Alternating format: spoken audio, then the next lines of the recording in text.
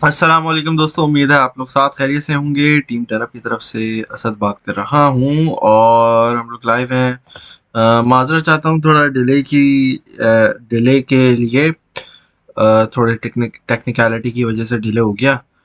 ठीक है जी, तो मैं आप लोगों की एक मिनट आप लोगों की जी सर, लाइव है, हम लोग लाइव हैं। अ, ठीक है। कैसे हैं आप लोग? आवाज़ और वीडियो मेरी अगर क्लियर आ रही है तो मुझे प्लीज़ फीडबैक ज़रूर दे दीजिएगा। अ, जी, जी सर, लाइव आ गए, बिल्कुल लाइव आ गए। कैसे हैं आप लोग? आप लोगों ने जो है वो देखा होगा यकीनन कि बीटीसी अभी कितना जो है वो वॉलेटाइल हुआ है, कि आपके सामने है कि जैसे ही बीटीसी ने थोड़ी-सी भी मूवमेंट एक स्टेबल लेता है, फौरन आल्ट कॉइन पंप होना शुरू हो जाते हैं। और अगर वो लेवल अगर अभी आप देख रहे होंगे तो लास्ट अपडेट की तरह, जिस तरीके से कल अपडेट दिया, आज भी अपडेट दिया मेरे ख्याल से, जी आज भी अपडेट दिए, तो उसमें आप देख सकते हैं कि कितनी खूबसूरती से बीटीसी ने रिएक्शन दिया है। 30,000 सॉरी, आल्ट कॉइन ने रिएक्शन दिया है बीटीसी को और बीटीसी की सपोर्ट लेवल को। ठीक है, तो इसी तरीके से अगर आप देखेंगे तो मार्केट के अंदर काफ़ी एक गहमा गहमी फैली हुई है। ठीक है, और उसकी वजह से बहुत सारे लोग गलत ट्रेड्स ले रहे हैं, बहुत सारे लोग गलत टीए भी कर रहे हैं। ठीक है जी, थैंक यू वेरी मच, आप लोगों ने फीडबैक दे दिया। ये बता दें कि एनएफटी का टाइम चेंज हुआ है क्या? अगर हुआ है तो प्लीज सीपी अपडेट। भाई क्या लिखा हुआ है मुझे समझ नहीं आ रहा। दानिश भाई, आपने किस एनएफटी की बात कर रहे हैं आप मेरे प्यारे दोस्त? वालेकुम सलाम, मिस यू, काफी दिन से ऑफ था। अच्छा, इरफान भाई, चलें, वेलकम बैक। वालेकुम अस्सलाम। वालेकुम अस्सलाम। भाई, मंथली और ईयरली ग्रुप में क्या डिफरेंस है मेरे प्यारे दोस्त? सेम है वहाँ पे। वो ईयरली में भाई, अब हर किसी ने अगर मंथली पेमेंट करनी है तो वो मंथली कर सकता है, किसी ने ईयरली में करनी है तो ईयरली में कर सकता है। थोड़े बहुत जो है उसमें अब आपके ऊपर है कि क्या करना है आपने। ठीक है, तो अकॉर्डिंग टू यू जिस तरीके से आप चाहो उसको देख सकते हो, इस मेथड को। ठीक है, अच्छा जी, तो कॉइन मार्केट कैप पे मैं हूँ। ठीक है, और कॉइन मार्केट कैप पे अगर आप एक चीज़ देखना चाहेंगे तो वो सबसे पहले है आपके पास आज के दिन हम एक थोड़ी नई चीज़ मैं आपको समझाऊंगा, क्योंकि बीटीसी की अभी आवरली कैंडल बड़े मज़े की फॉर्म हो रही है। ठीक है, तो आज हमारे जो रिकैप है वो आरएसआई के ऊपर है, क्योंकि बहुत सारे लोग आरएसआई के बारे में जानना चाह रहे थे, जिसमें स्पेशली हमारे न्यू कमर्स भी मौजूद हैं।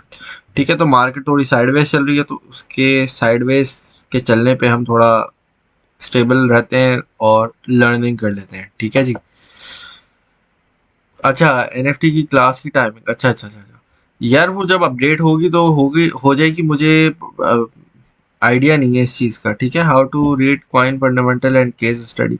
सामा भाई, ये आपने लिखा तो एक जुमले में है, लेकिन ये घंटों की इसके अंदर ना, समझो जैसे एक किताब होती है ना, उसके अंदर 10 चीज़ें होती हैं, तो ये इस तरीके से है। वालेकुम अस्सलाम। डिज़ाइनर, नहीं नहीं, अनस भाई बिल्कुल भी ऐसा नहीं है। वालेकुम अस्सलाम तारुण भाई, जवाब दे दिया मैंने। अच्छा, मैं बोल रहा था नहीं, आपको डिज़ाइनर होने की ज़रूरत नहीं है भाई। एनएफटी का मतलब होता है नॉन फंजेबल टोकन। ठीक है, कहने का मकसद ये है कि लेट से आपने एक डिजिटल आर्ट बनाया। ठीक है, अगर लेट से आप बड़े जाने पहचाने हो, चलो जाने पहचाने नहीं भी हो, आपकी अपनी एक कला है या आपकी कोई भी अपनी एक टेक्निक है, भले आप एब्स्ट्रैक्ट बनाते हो, मुझे इतना आर्ट का इतना ज़्यादा नहीं है पता, लेकिन जितनी नॉलेज है उस हिसाब से आपको बता रहा हूँ। ठीक है, एब्स्ट्रैक्ट बनाते हो या आप लेट्स से पोर्ट्रेट्स बनाते हो या लैंडस्केप बनाते हो, कोई कोई भी चीज़ आपने डिजिटली बनाई है, वैसे बनाई है, हैंड पेंट की, और उसको अगर आप डिजिटलाइज करके ब्लॉकचेन पे लाना चाहते हो ना, कि एज एन लाइक आप उसके एक्चुअल ऑथर हो और आप से फिर लोग खरीद सकते हैं, जिस तरीके से कोई पेंटिंग खरीदता है ना, इसी तरीके से आपसे आपका आर्ट हो सकता है। वो आपकी कोई, अब डिजाइनर है, आपने बोला डिजाइनर, तो आपका कोई डिजाइन हो सकता है, कुछ भी हो सकता है इस तरीके से। ठीक है, तो वो इस तरीके से है, बस आर्ट है, या फिर कोई भी आपकी इस तरह की डिजिटलाइज्ड आइटम है, प्रोडक्ट है जिसको आप सेल करना चाहते हो, ठीक है। तो ये बात होता है। साकिब भाई कोई मसला नहीं है, आराम आराम से देखो, कोई मसला नहीं है। 1 महीने में आपको समझ नहीं आ रहा, कोई मसला नहीं है। और 4 महीने वैसे ही आप लोगों को बोला हुआ है कि भाई जब आप न्यू ज्वाइन करो तो कम से कम 3-4 महीने आपने सीखना है, ठीक है, उसके बाद आपने जाके कुछ करना है। तो अभी तो आपने सिर्फ, आपका 1 महीना भी पूरा मेरे ख्याल से नहीं हुआ, तो फिर क्या आ रहे हैं साकिब भाई, आपके मैसेजेस भी आ रहे हैं, मैं जवाब भी दे रहा हूँ, ठीक है। तो ये वाली बात है। M backs, oh M box, I mean M box पे आप बात कर रहे हैं, तो एम बॉक्स पे हम आपकी अपडेट मांग रहे हैं। एम बॉक्स की मुझे नहीं पता, अगर टीम ने कोई ट्रेड दी है तो हो सकता है दी हो, लेकिन मुझे अभी, मैंने उसको देखा नहीं है। काइंडली इलियट वेव पे लेक्चर दे दें किसी दिन। ठीक है सर, ओके, हो जाएगा। डेली यूज़ करते हो? डेली ट्रेडिंग स्ट्रेटेजी की मैं अगर आपको बात करूं तो मैंने अभी संडे संडे था, पता नहीं, मैंने संडे सैटरडे को ट्रेड की थी डॉट की, और उस वक्त मार्केट गिर रही थी बेतहाशा, मतलब दर दर करके नीचे गिर रही थी, ठीक है। तो उस वक्त मैंने डॉट के अंदर एंट्री ली थी, और अपने क्या कहते हैं उसके अंदर प्रॉफिट हुआ था, ठीक है। तो वो एक चीज़ थी। अच्छा जी मेरे प्यारे दोस्तों, मैं जो है ट्रेडिंग व्यू पे मौजूद हूँ, ठीक है। और आज के हमारे लेक्चर में जो हम लोग मेन चीज़ सीखेंगे वो है R S I. R S I को हम कहते हैं रिलेटिव स्ट्रेंथ इंडेक्स, ठीक है। और ये कुछ इस तरीके से नज़र आती है जिस तरीके से आप नीचे देख सकते हैं, ठीक है। और बहुत सारे लोगों के सवाल होते हैं कि भाई ट्रेडिंग व्यू यूज़ करने के लिए आपको पैसे चाहिए। कोई बिल्कुल भी पैसे नहीं चाहिए, फ्री में आप इजीली यूज़ कर सकते हो ट्रेडिंग व्यू को। 3 इंडिकेटर्स आप ऐड कर सकते हो, अप टू 3 इंडिकेटर्स, ठीक है। अगर आपने नहीं करना, और लेट से आप किसी और एक्सचेंज पे हो, लेट से मैंने बोला कि मैं ओके एक्स पे हूँ, तो ओके एक्स पे मैंने अपना ये अ, खोला, ठीक है। यहाँ पे ट्रेडिंग व्यू का ऑप्शन होता है हर एक्सचेंज का अपना। यहाँ पे आपने इसको खोला और इस तरीके से कर दिया, ठीक है भाई। अब यहाँ पे मेरे पास ये 4 आवर का टाइम फ्रेम खुला हुआ है, और 4 आवर की कैंडल अभी बड़े मज़े की बन रही है। इसके अलावा आपका अगर 1 आवर की कैंडल देखोगे तो वो ज़्यादा मज़े की बन रही है, क्योंकि काफ़ी ज़्यादा भी इसके अंदर सेलिंग प्रेशर भी है और काफ़ी लंबी विक भी है। मतलब बड़ी ओवरऑल कैंडल भी बनी हुई है, ठीक है। और आपको पता है कि अभी इसी घंटे के अंदर, मतलब कुछ ही मिनट्स पहले, एक तो बीटीसी ने थोड़ा सा करेक्शन भी लिया, ठीक है। 30,000, जिस तरीके से मैंने आपको बोला था कि 30,500 का जो हमारा लेवल है, वहाँ पे बीटीसी काफ़ी एक रिजेक्शन का जोन बना के बैठा हुआ है, जो कि क्रॉस नहीं कर पा रहा है। ये कल मैंने आप लोगों को हॉरिजॉन्टल सपोर्ट और रेजिस्टेंस जब हमने स्टडी किया था उसको देखा था, ठीक है।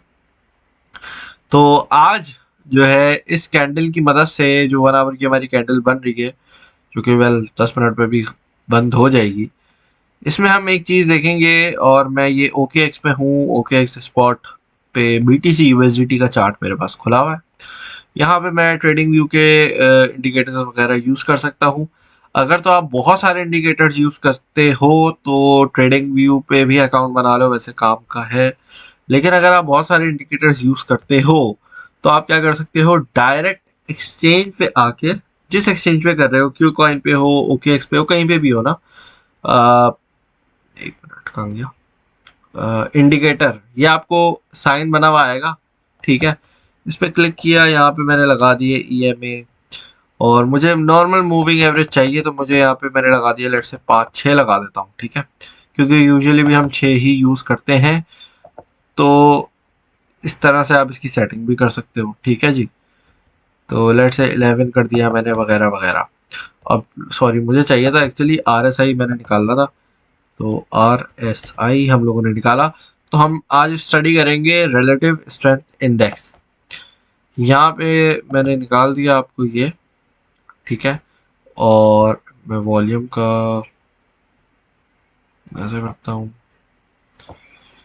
नीचे ले जाता हूँ, ठीक है। और हम आर एस आई को स्टडी करते हैं। 1 आवर का हमारा ये चार्ट है। तो 1 आवर के चार्ट के अंदर आपने कोई भी सेटिंग चेंज नहीं करनी है। RSI की उसकी डिफ़ॉल्ट सेटिंग होती है 14 की, इस पे आप रहने दे सकते हैं। लाइन मैं इसकी थोड़ी रंगीन कर देता हूँ और थोड़ा इसको मोटा कर देता हूँ ताकि आपको नज़र आए। ठीक है भाई, चले सेट हो गया। अच्छा जी, तो यहाँ पे हम RSI को आज स्टडी कर रहे हैं। तो RSI मैंने आप लोगों को जिस तरीके से समझाया था, कल हम लोगों ने जो स्टडी किया था, उससे आज लेक्चर थोड़ा सा रिलेट करेगा। उसकी उसकी मेन वजह ये है कि हमारे पास, मैंने आपको बोला था कि कल हम लोग 11 बजे, आई मीन पाकिस्तानी 11 बजे यहाँ पे हम इस टाइम पे बैठे हुए थे। ठीक है, 30,000 200 300 इस तरह से प्राइस चल रही थी उस वक्त ना। तो मैंने आपको बोला था एक लोकल रेजिस्टेंस पे BTC बैठा हुआ है। 15 मिनट के चार्ट में हमने उस वक्त स्टडी किया था। लोकल रेजिस्टेंस उस वक्त बैठी थी और असल रेजिस्टेंस थी हमारी $31,500, जो कि एक, जिसकी मैं आपको बोल रहा था कि कैंडल क्लोजिंग हमें ऊपर चाहिए। कल रात को मैं आपको बोल के गया हूँ, और फिर ऑब्वियसली पाकिस्तानी के टाइम के हिसाब से, अब वो आगे पीछे टाइम होगा, चार्ट के टाइम के हिसाब से 6 बजे सुबह के जो है हमारे BTC ने उसी रेजिस्टेंस को टच किया है और हमें वहां से रिजेक्शन मिल चुकी। ठीक है, जैसी रिजेक्शन मिली है BTC ने फिर दोबारा $29,000 की जो उसकी सपोर्ट लेवल है उसको टच किया है। ठीक है, तो $29,082, अब डिपेंडिंग ऑन किस एक्सचेंज में देख रहे हो, कहाँ देख रहे हो, स्पॉट में फ्यूचर में थोड़ी बहुत फ्लक्चुएशन करेगी। ठीक है, तो ऑलमोस्ट समझो 29,000 की सपोर्ट टेस्ट हो गई। उसके बाद BTC ने दोबारा पंप लिया है और $30,500 को रेजिस्टेंस टेस्ट की है। ठीक है, जो कि सब हमारे पास, अच्छा मैंने RSI को आपको बता दूं। अच्छा, ये जो लेवल था जो मैं आपको कल बता के गया था, मैं पहले से बता के चला गया था, ये याद रखिएगा आप लोग। कल हमारा लेक्चर था 19वें घंटे पे। ठीक है, 19वें घंटे पे मैंने आपको बोला है $31,500 की अगर ऊपर क्लोजिंग होती है तो अच्छी क्लोजिंग होगी, लेकिन वो हमें नहीं मिली। ठीक है, तो उसके बाद आप देख सकते हैं ये वो लेवल है कि जिस पे RSI हमारी जाके टच की है 73 पे। ठीक है, अब RSI पे अगर हम बात करते हैं तो RSI के दो आपने लेवल्स समझ लेने हैं। ठीक है, एक आपका लेवल होता है 30 का और एक लेवल होता है आपका 70 का। जब आप ये किसी भी चार्ट पे लगाते हो इंडिकेटर में जाके, तो आपके पास ये दो लेवल पे, ये आपके पास डॉटेड लाइन बनी हुई नजर आती है। ठीक है, अब इस डॉटेड लाइन को किस तरीके से यूज करना है, इस डॉटेड लाइन को इस तरीके से यूज करना है कि जब भी हमारी डॉटेड लाइन पर ये जो हमारा लाइन, ये वाली जो येलो लाइन है, ठीक है, ये जब भी टच हो तो वहां पे हमारी एक इंडिकेशन मिल जाती है कि मार्केट के अंदर अब हमें एज अ ट्रेडर करना क्या चाहिए। ठीक है, तो पहली चीज है हमारी 30 की, दूसरी है 70 की। अब ये चीज है क्या, इसको अगर मैंने आपको कोई वर्ड देना है ना, तो वो वर्ड ये होगा कि जो हमारी नीचे वाली 30 का लेवल है उसको हम कहते हैं ओवर सोल्ड। ठीक है, ओवर सोल्ड मतलब एक तो होता है सोल्ड के बस बेच रहा है, कोई बेच दिया। ठीक है, ओवर सोल्ड का मतलब होता है बहुत ज्यादा मार्केट में बिक गया है अभी। अब वो कोई भी आपका एसेट हो सकता है, वो फॉरेक्स की भी कोई चीज हो सकती है, वो आपकी ट्रेडिंग, सॉरी, वो BTC भी हो सकता है, लाइट कॉइन भी हो सकता है, फ्लैट का ना कुछ भी हो सकता है। ठीक है, तो इस टाइम पे आप क्या करते हो, आपके पास RSI ये इंडिकेशन देता है कि आपके पास जितनी भी आपकी जो मार्केट के अंदर अभी सेलर्स बैठे हैं ना, क्योंकि ओवर सोल्ड की हम बात करें तो सेलिंग कौन करता है, सेलर, बेचने वाला बेचता है ना। तो जो सेल कर रहा है वो बेतहाशा उसने बेचा है, और जो आपका टाइम फ्रेम खुला होता है, लेट्स से मैं अगर 5 मिनट का चार्ट खोलता हूँ, 5 मिनट के चार्ट में मुझे लगता है, हाँ ये देखें, तो 5 मिनट के चार्ट में मैंने आपको जैसे बताया कि हम हमेशा थोड़े नीचे चार्ट से शुरू करते हैं खरीदना और सॉरी एनालिसिस करना।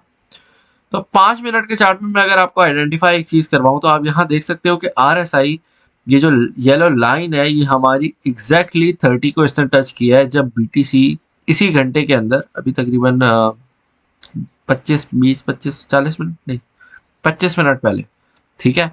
तो 25 मिनट पहले जब बीटीसी ने डिप में आया है 29,000 को टच करने, तो यहाँ पे आप देखोगे कि बीटीसी एग्जैक्टली कि इसकी यहाँ पे आरएसआई 30 पे आई है। इसका मतलब है कि जो बेचने वाले बैठे थे उन्होंने इतनी ताकत लगाई कि धड़ करके ये जो येलो लाइन है इसको 30 पे लेके चले गए।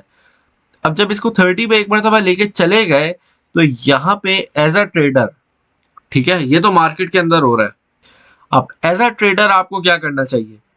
पहली चीज आपने यहाँ पे थोड़े बड़े टाइम फ्रेम्स में भी देखना चाहिए कि पूरा एनालिसिस बनता है या नहीं, ठीक है। अभी एक हम कॉन्सेप्ट समझ रहे हैं। तो कॉन्सेप्ट आपका ये है कि आपने जब 30 पे ये टच होता है तो वहां पे आपकी बाइंग होती है, लेकिन ठीक है, ये बहुत बड़ा लेकिन है, गौर से सुनिएगा। लेकिन 30 पे हमारी एक जो एंट्री का लेवल होता है वो समझो रिस्की लेवल होता है, ठीक है। अगर तो यहाँ पे आप स्टॉप लॉस इसके नीचे लगाते हो तो वो आप एज अ ट्रेडर मिस्टेक कर रहे होगे, ठीक है। तो मैं इतना बेसिक भी आज का लेक्चर नहीं है, बेसिकली हमारी 2-3 चीजें हम कंबाइन कर रहे हैं आरएसआई के अंदर, और मैं आपको टिप्स और ट्रिक्स भी दे रहा हूँ कि आरएसआई को परफेक्टली आप किस तरीके से यूटिलाइज कर सकते हो, ठीक है। ये तो पता है आप लोगों को कि यहाँ पे आपने बाय करना है और यहाँ पे सेल करना है, लेकिन मजीद चीजें जैसे स्टॉप लॉस किधर लगाना है, समझ आ रही है बात? तो स्टॉप लॉस का जैसे अभी मैं आपको 1-2 मिनट के बाद बताता हूँ। तो इसी तरीके से जैसे हमने समझा यहाँ पे कि बाइंग हमारी यहाँ 30 पे बाइंग है, अगली बाइंग आपकी क्या होनी चाहिए, वो हमारा लेवल होता है 20 का, ठीक है। आरएसआई जब भी आपका 20 पे जाए तो वो आपकी एक अच्छी एंट्री बन सकती है, ठीक है। और उसकी एग्जांपल मैंने यहाँ पे आपको देख सकता हूँ, यहाँ पे आप देख सकते हैं कि कल के दिन की बात है, कल दोपहर में हमारे पास चार्ट के टाइम के मुताबिक पाकिस्तान में मेरे ख्याल में शाम हो रही होगी, रात हो रही होगी, पता नहीं। लेकिन चार्ट के 1400 आवर्स में अगर हम देखेंगे तो बीटीसी ने एक डिप ली है जिसमें आप देख सकते हो कि तकरीबन $30,500 की रेजिस्टेंस से डिक्लाइन आया है, और अप टू हमारे पास 29,850 तक बीटीसी नीचे आया, ठीक है। तो इसमें हमारे पास जो ये क्या कहते हैं,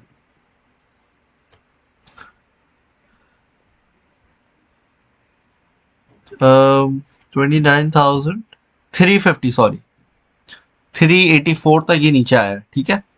तो यहाँ पे आप देखोगे कि आपके पास जो आरएसआई है आपकी, वो इवन तो 5 मिनट का चार्ट है, 5 मिनट के चार्ट के बेसिस पे सिर्फ 5 मिनट के चार्ट के बेसिस पे आप एंट्री, मैं तो नहीं कभी बोलूंगा कि सिर्फ इसके बेसिस पे आप एंट्री लो, लेकिन जिस तरीके से मार्केट अभी चल रही है यहाँ पे आप एंट्री थोड़ी ले सकते थे, क्योंकि अगर मैं अब आपको एक चीज दिखाऊं, इवन 15 मिनट के चार्ट के अंदर यहाँ पे आपके पास यही टाइम है, देखा, 16 मई में 22 और 1400 आवर्स में यहाँ पे आपके पास आरएसआई इवन 15 मिनट के चार्ट के अंदर 21 पे बैठा हुआ है। और अगर मैं 1 आवर का टाइम फ्रेम खोल के दिखाऊं जो कि आपको एक अच्छी जोन दे सकता है बाइंग के लिए, तो यहाँ पे आप देखोगे कि बल्कि नहीं, यहाँ पे इसने इतनी डिप नहीं लगाई है, मुझे लग रहा था ये थोड़ा यहाँ का लेवल बनेगा लेकिन नहीं बनाया है।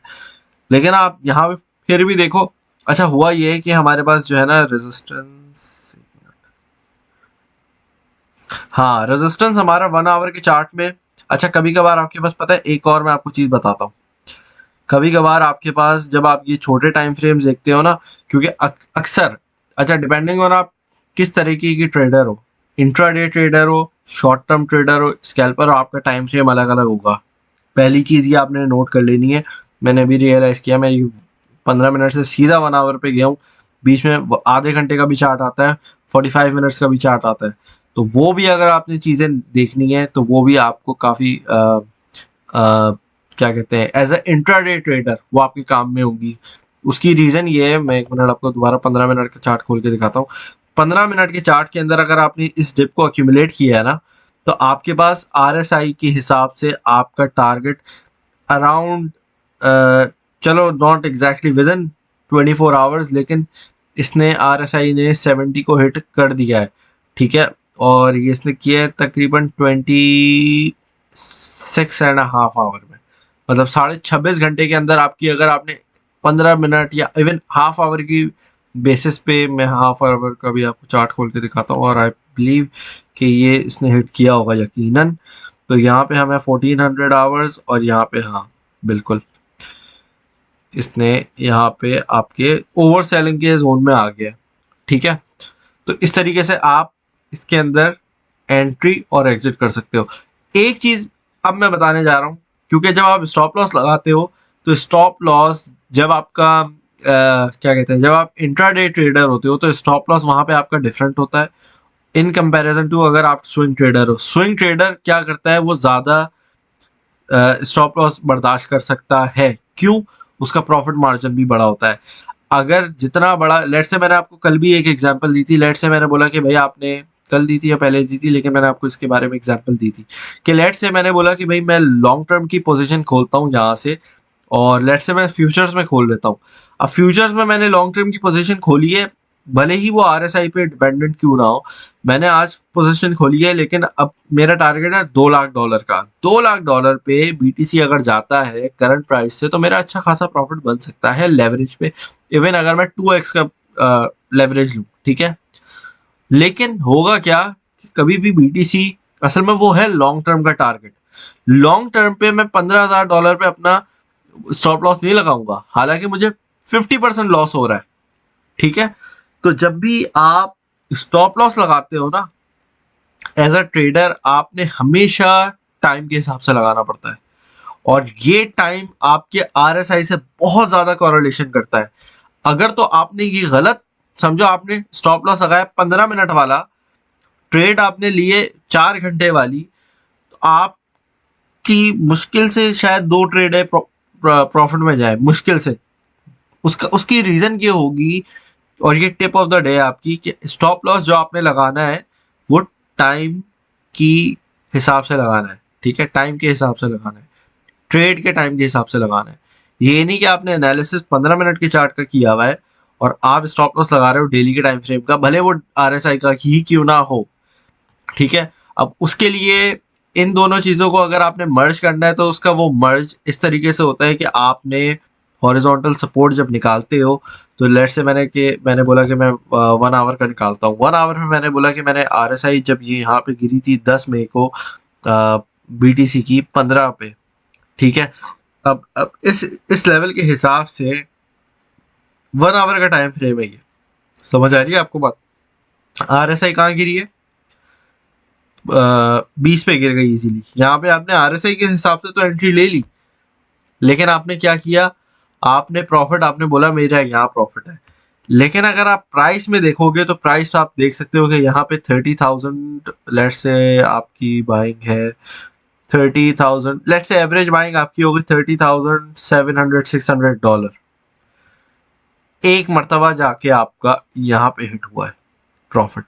लेकिन अगर आप देखोगे तो यहाँ पे देखो कितना मजीद डिप आ चुका है, तो आप क्या करोगे, यहाँ पे आपका स्टॉप लॉस हिट हुआ होगा, आपने मजीद टेक्निकल एनालिसिस किया होगा, फिर आपने क्या किया होगा, आपने यहाँ एंट्री ली होगी। अगर तो मैं डेली के टाइम फ्रेम में यही है same analysis, same entry point 10 मई को मैं अगर एंट्री रखता हूँ अपना, लेट से डेली में मैं चला जाता हूँ, ठीक है। डेली हमारा 10 मई की हमारी एंट्री है, तो अभी तक मेरा ना RSI ऊपर आया है। डेली की मैं अगर बात करूं, 32,500 आपकी रेजिस्टेंस आ रही है डेली के टाइम फ्रेम की, कोई अच्छी वाली, जिसमें RSI आपके पास 50 तक आ सकता है, ठीक है। $32,500 ये वाली हमारी रेजिस्टेंस है डेली के टाइम फ्रेम की। तो ये हैवी रेजिस्टेंस है, ये इजीली क्रॉस मुझे नहीं लगता होगी, थोड़ा कंसोलिडेशन होगा, यही $4-5 के 28,500 से लेके 32,500 तक। लेकिन अभी 31 ही क्रॉस नहीं हो रहा है, तो 32 कहाँ से क्रॉस होगा? खैर बहरहाल, तो ये वाली आपने इसको मजीद चेक करना है कि आप एनालिसिस अब तक ठीक कर रहे हो, नहीं कर रहे। आरएसआई आपकी यहाँ पे 15 पे अगर आती है, सॉरी 15 पे बोल रहा हूँ, 20 पे आती है, जो कि अभी इसमें नहीं आई है, लेकिन आपने लेट से एंट्री ले ली, आपकी एंट्री बन गई, लेट से आपकी क्या एवरेज बनेगी, 30,000 ही मेरे ख्याल से बनेगी। तो आप ना ही अभी प्रॉफिट में बैठे हुए होगे, ना ही लॉस में बैठे होगे। डेली के टाइम फ्रेम में अगर आपने एंट्री ली है तो यहाँ पे आप देखो, और ये लॉन्ग टर्म अगर आप ट्रेडिंग कर रहे हो तो आपकी कम से कम मेरा ख्याल से जो रेजिस्टेंस होनी चाहिए वो 35 के ऊपर की होनी चाहिए। और रेजिस्टेंस का मतलब है टारगेट होना चाहिए, जो टारगेट के हिसाब से आप फिर अपने देख सकते हो कि डेली की जो आपकी जो बाइंग पोजीशन होगी वो अप टू RSI 20 तक होनी चाहिए। और अगर मजीद BTC डिप करता है, जो कि डेली के टाइम फ्रेम में मुश्किल लगता है, लेकिन आप देख सकते हो कि हमारा जो प्रीवियस डिप लग सकती है वो आपकी लगी हुई है RSI की, वो है तकरीबन आपकी 15 पे। ठीक है, तो 15 की RSI के नीचे आपका स्टॉप लॉस होना चाहिए। समझ आ रही है आपको बात? ये प्राइस वाइज अगर आप बात करोगे तो प्राइस वाइज आपको फिर पता है कि ये काफी ज्यादा लो जाके है हमारा। बल्कि एक मिनट, ये मैं सॉरी, मैं बहुत पीछे चला गया था, चार्ट बहुत ज्यादा जूम हुआ हुआ है। टाइम फ्रेम का ना इसलिए बहुत ज़्यादा इम्पोर्टेंस होती है इस लेवल पे। तो जनाब पिछले 2 साल की अगर हम लेते हैं तो सपोर्ट जो हमारी बनती है ना, वो हमारी बनती है 19 की। 19 के नीचे RSI जाएगा तो वहाँ पे आपका सपोर्ट स्टॉप लॉस होगा, भले वो आपकी फ्यूचर हो या स्पॉट हो। लेकिन फ्यूचर में मुझे नहीं लगता कोई डेली के टाइम फ्रेम में ट्रेडिंग कर रहा होगा अनटिल और अनलेस कोई मिलियंस ऑफ या बिलियंस ऑफ डॉलर उसके पास हो। ठीक है, लेकिन पॉइंट ही नहीं है डेली के टाइम फ्रेम में ट्रेड करने का। लेकिन मैंने आपको समझाना था मकसद, ठीक है, कि RSI की जो कॉरिलेशन है टाइम फ्रेम के साथ, और उसका क्या रिलेशनशिप है, और किस तरीके से हम अपने स्टॉप लॉस को सही जगह पे लगा सकते हैं।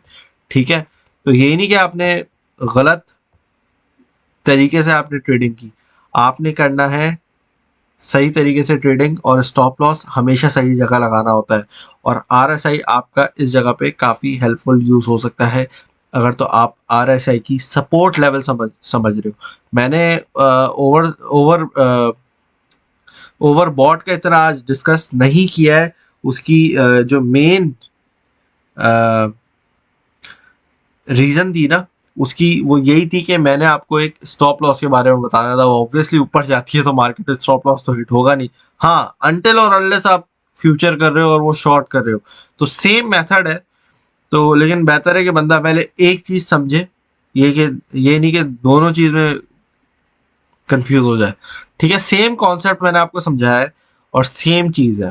ठीक है, तो ये वाली बात है।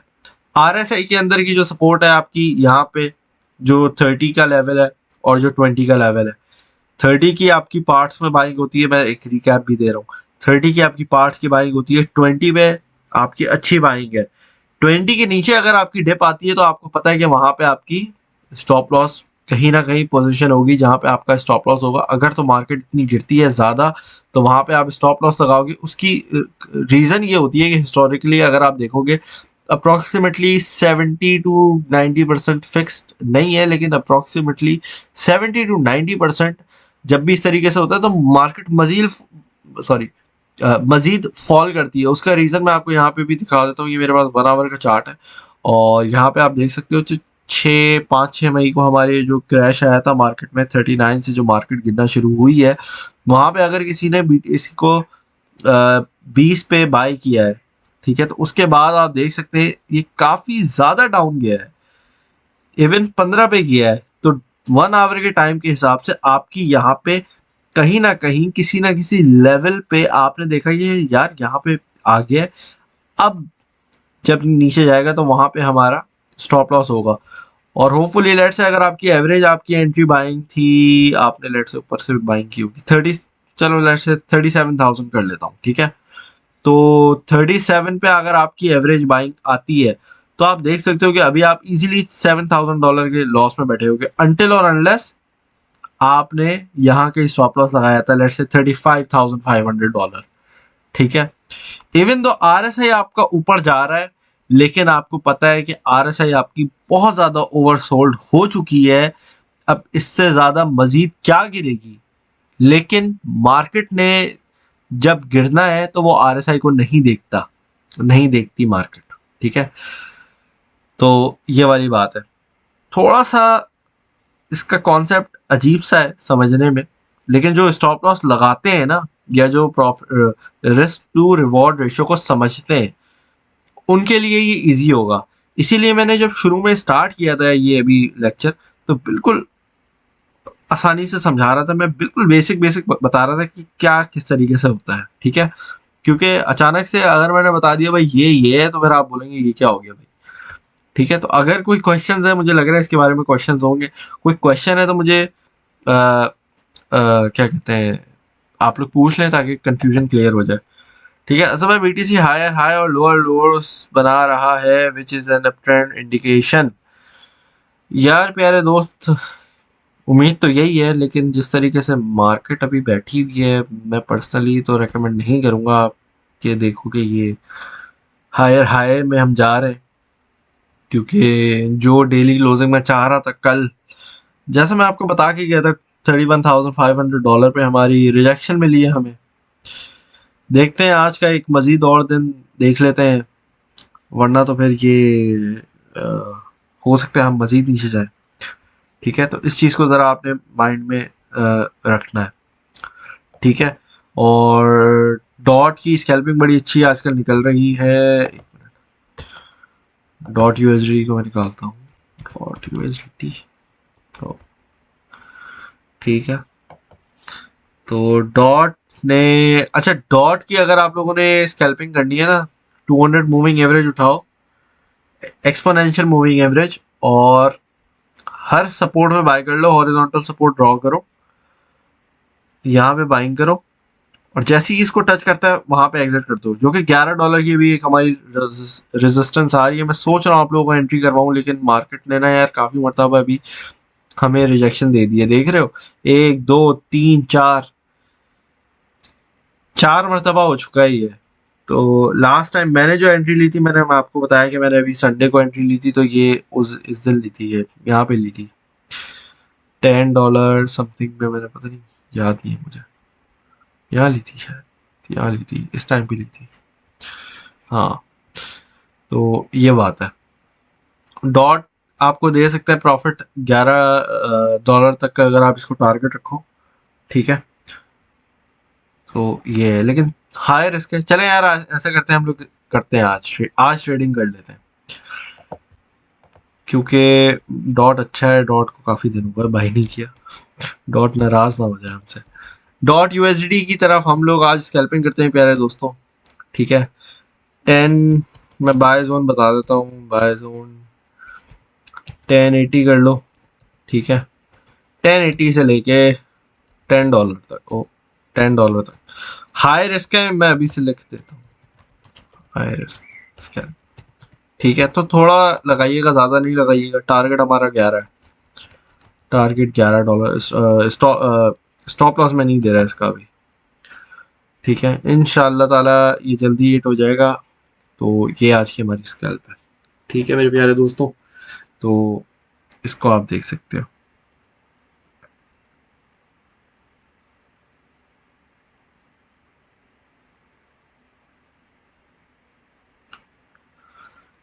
ठीक है, नोट डाउन कर लिया आप लोगों ने। मार्केट अगर थोड़ी नीचे आती है तो घबराइएगा नहीं, मार्केट इंशाल्लाह ताला थोड़ी पंप होगी और हम मजीद ऊपर जाएंगे, और जब जाएंगे तो डॉट हमारा हिट हो जाएगा इंशाल्लाह ताला, ठीक है।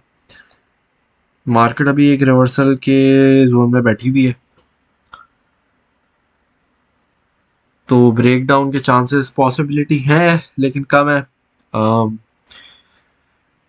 मार्केट डिसाइसिव मूव तब लेगी जब हमारी कोई, लेट्स से, मंथली कैंडल अच्छी क्लोज होती है, वरना तो फिर हमारे मसले होते रहेंगे, ठीक है जी। तो ये आज की हमारी स्कैल्प है। होपफुली आप लोगों ने देख ली होगी, नोट्स वोट्स बना लिए होंगे, स्क्रीनशॉट ले लें, जो भी मर्जी है कर लें, ठीक है जी। कोई क्वेश्चन वगैरह है आप लोगों के, किस तरह लगाते हैं मेरे प्यारे दोस्त? स्टॉप लॉस पे पूरी लेक्चर बना हुआ है, गाइड सेक्शन में जाके जरा देख लें। RSI इंडिकेटर पे एंट्री ले सकते हैं, अगर नहीं ले सकते तो कौन से? RSI यूज करो, 200 एक्सपोनेंशियल मूविंग एवरेज यूज करो, और क्या कहते हैं, S&P 500 पे नजर रखो, DXY के चार्ट पे नजर रखो जो कि डॉलर इंडेक्स है आपका। थैंक यू तरुण भाई। ये चार चीजें कर लो।